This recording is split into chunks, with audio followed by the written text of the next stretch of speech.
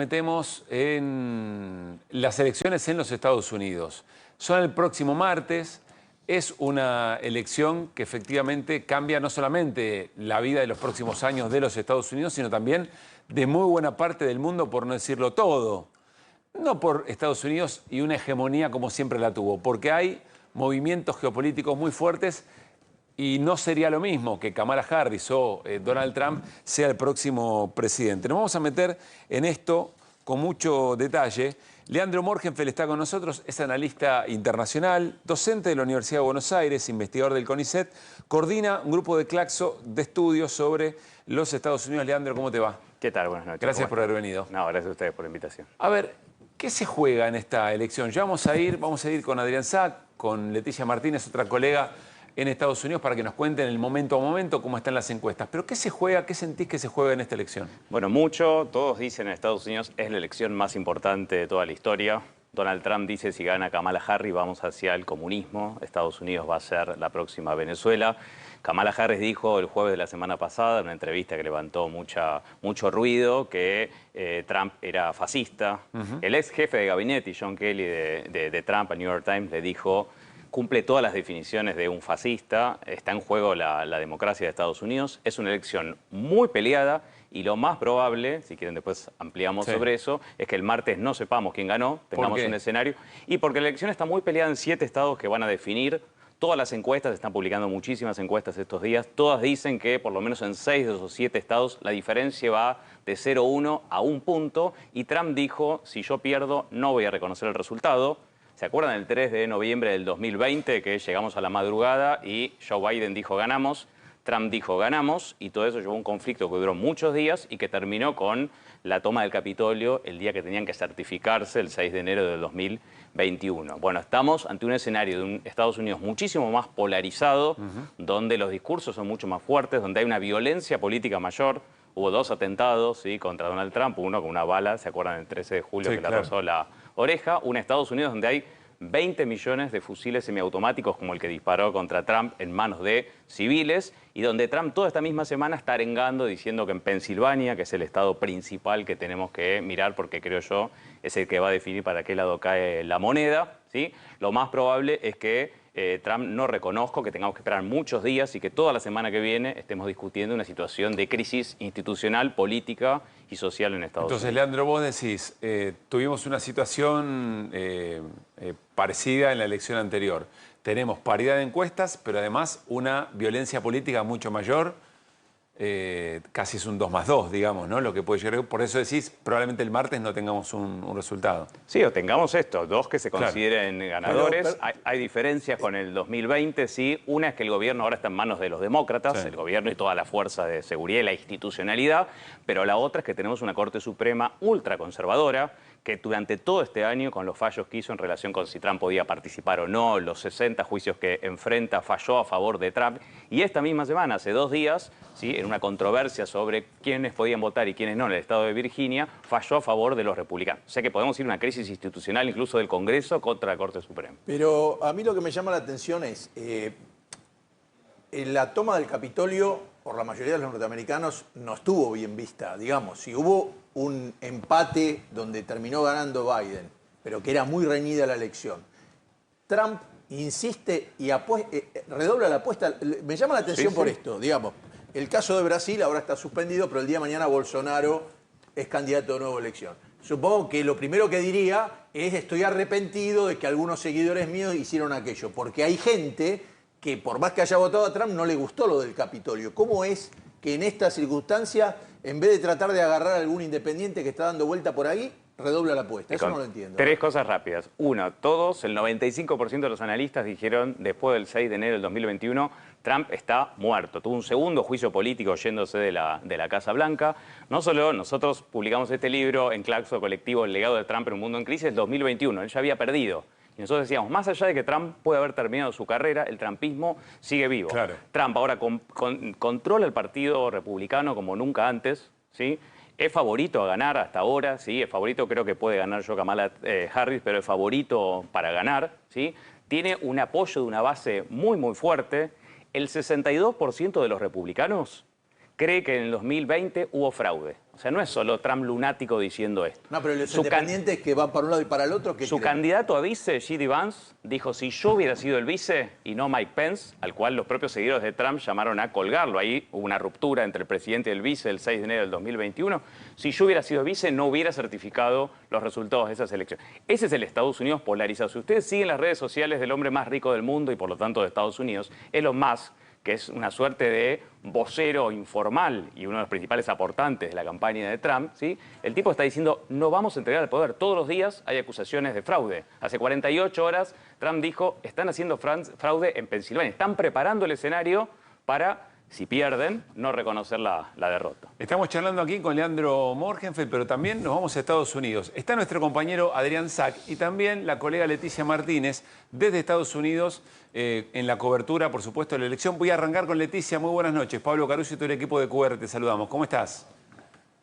Buenas noches, Pablo. Saludos a todos ahí en el piso. Supongo que estabas escuchando buena parte de la charla. Lo que quieras sobre eso, pero te pregunto, ¿cómo percibís el clima? Ahora vamos con Adrián, que está habituado a estar allí. Pero vos, desde que llegaste, ¿qué percibís? ¿Cómo podrías contarnos el clima previo a la elección? Falta muy pocos días.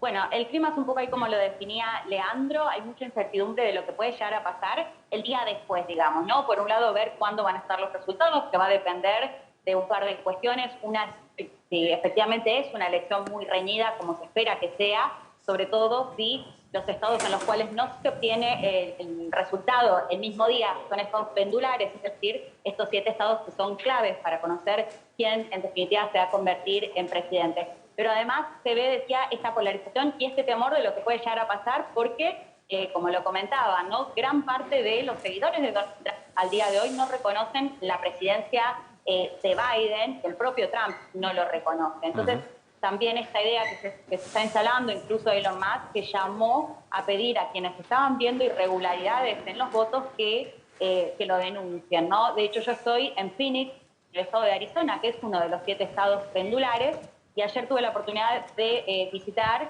lo que es un condado que es Maricopa, que es muy relevante porque primero tiene el 60% de la población de este estado, es decir, que es muy clave lo que va a pasar ahí. Pero sobre todo porque en el 2020 tuvo un especial lugar en los medios de comunicación porque había muchas teorías conspirativas acerca de lo que estaba pasando con el conteo de votos y empezaron a llegar fuertemente seguidores de Trump, incluso algunos armados, denunciando esto. Lo que llevó al condado es que tome medidas de seguridad, hasta incluso poner cámaras cuando se haga el conteo para que lo puedan ver a través de la página web para garantizar o dar seguridad, digamos, y que no vuelva a pasar lo que pasó en el 2020. Pero todo esto, por supuesto, que genera un clima de incertidumbre acerca de lo que puede llegar a pasar después de la elección. Me voy con Adrián Sack. Hola, Adrián, amigo, colega, ¿cómo estamos? Muy buenas noches. Hola, ¿qué tal? Y aquí estamos, bueno, viste, todo el mundo siempre quiere saber quién va a ganar y la verdad es que el que te dice que va a ganar uno u otro hoy es el famoso profeta del 50%, viste, que se juega Sí. y después cuando llega el momento de las elecciones se empieza a borrar tweets, se apostó por uno o por otro y se equivoca, ¿no? Pero la verdad es que sí, los estaba escuchando lo que estaban diciendo en el estudio al comienzo, ¿no? Respecto de cuántos estadounidenses consideran que realmente fue una barbaridad lo del 6 de enero de 2021, estamos hablando del asalto al Capitolio. Eso es cierto, muchos lo siguen considerando una barbaridad, ¿no? Estamos hablando como un factor que pueda incidir en las elecciones. Pero ya pasaron 4 años, es muchísimo tiempo. Quienes viven en el extranjero, ese tipo de eventos, por fuertes que fueron, por mucho que marcaron, se van diluyendo ante otro tipo de cosas que sí influyen en el voto, como por ejemplo la participación de Estados Unidos en la invasión de Rusia a Ucrania. ¿Qué va a ser? Lo ven muchos como una guerra ajena y lo ven como algo que es culpable en la inflación, en la injerencia en el día a día del estadounidense que no puede llenar el changuito como antes, a pesar de que no estamos teniendo una inflación realmente importante. Ahora el pico fue en julio de 2022 y sin embargo se sigue hablando de la inflación con un 2.4 de inflación anual, ¿no? Y con un crecimiento del 2.8% y una inflación que es superada por la suba de precios la suba de sueldos, de remuneraciones, que llega al 4% anual contra un 2.8%, les decía, de inflación. Sin embargo, eso no importa. Acá lo que se impusieron, sobre todo en campaña, son sensaciones, ¿no? Se ha machacado mucho en el subconsciente de los estadounidenses que, bueno, se han lanzado a votar como pocas veces lo han hecho de manera tan anticipada. El día de hoy han votado más del 44% de los que suelen votar. No vamos a decir del padrón, sino... ¿Quiénes son los que habitualmente más votan anticipadamente, Adrián, si es que se sabe? ¿Republicanos? Los demócratas, siempre. Los demócratas por correo. Por eso, justamente lo que está sucediendo, que también hablaban en el estudio, lo que está sucediendo en Pensilvania, con el deseo de los republicanos de anular la mayor cantidad de votos por correo posibles, es porque favorece, la última elección fue un 44% de ventaja para Joe Biden, los votos por correo, ¿no? Justamente a los demócratas, y en este caso favorecería también a Kamala Harris. Por eso están planteándose en cómo anular esos votos con irregularidades que son nimiedades muchas veces, como una firma mal puesta o como no llenar los casilleros con cruces y sí con puntitos. Ahí vuelvo, Adrián, querías agregar algo, Leandro. Sí, de esto hay mucho voto anticipado. Hay que recordar que en las elecciones del 2020 el 70% de la gente votó antes del día de la elección. No está pensando que la elección es el próximo martes, ya están votando, como bien decía Adrián. Y un matiz nada más. Trump buscó impugnar en algún sentido el voto anticipado en el 2020, estábamos en el medio de la pandemia, ¿no? Diciendo que los demócratas iban a hacer fraude con esos votos, pero se dio cuenta que hay una tendencia con el paso de los años a que cada vez más gente vote antes. Republicano también. Hoy los republicanos están muy fuertes en el voto anticipado, se sabe por quiénes están inscriptos, o sea que hay que mirar con mucha atención, sobre todo en los 7 estados que definen. Entonces las tendencias es mucho más apretada en relación a la anticipación del voto. A ver, breve sobre esto, ¿algo querés agregar? Yo voy con Leticia. Sí.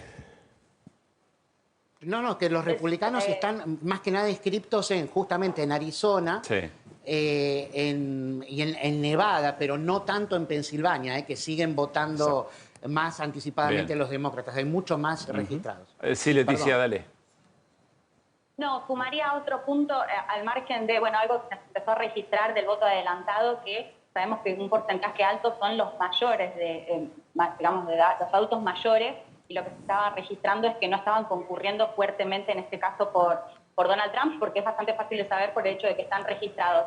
Y sumaría otro punto que tiene que ver también con el voto latino, Pablo, que por supuesto es algo que siempre es clave en esta elección, y que estos últimos días tuvo algunas idas y vueltas, porque recordemos que un humorista en un acto de Donald Trump dijo que Puerto Rico era una isla de basura. Esto generó mucho malestar, más allá de que Trump intentó despegarse, y que después Joe Biden quiso cuestionarlo y dijo que básicamente los seguidores de Trump eran basura, lo cual terminó embarrando un poco toda la situación. Pero bueno, esto es clave porque el estado de Pensilvania, que es de los estados pendulares el que más electores tiene en lo que es el condado de Allentown una mayoría de puertorriqueños, ¿no? Y todo esto llevó al debate de si esto puede llegar a tener un efecto en la elección y los apoyos que estamos viendo. Por ejemplo, el de Jennifer López, que salió fuertemente a decir soy puertorriqueña, soy estadounidense también, apoyando fuertemente a Kamala Harris. Pero bueno, sumar esto, ¿no? Que el voto latino, por supuesto, siempre es clave, más allá de que es un voto, no es un voto homogéneo, ¿no? Es un voto muy diverso de acuerdo a cada estado y de acuerdo también, sobre todo, a los orígenes de los países. A ver cómo quiso recalcular Donald Trump el tema Puerto Rico, lo compartimos 40 segundos, dale. I love Puerto Rico, and Puerto Rico loves me. I don't know anything about a comedian. I love Puerto Rico. Nobody's done more for Puerto Rico than me.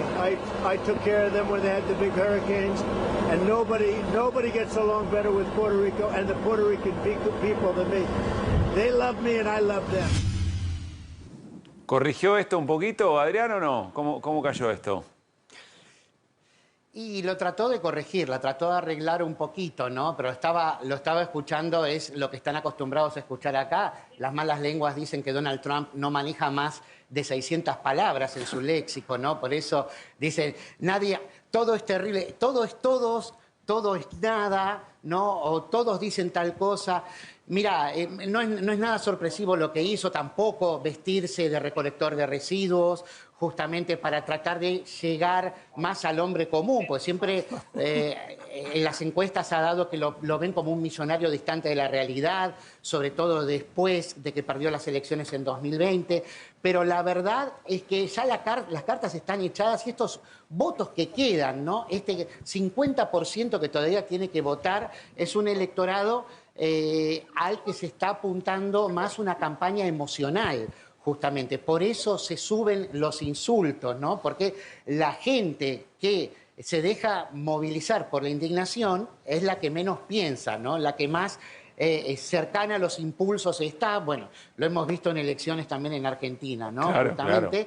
Y bueno, a eso se están apuntando las campañas. Recordemos algo muy importante. Acá no hay fin de campaña, no hay cierre de campaña, no existe eso, y no hay veda electoral.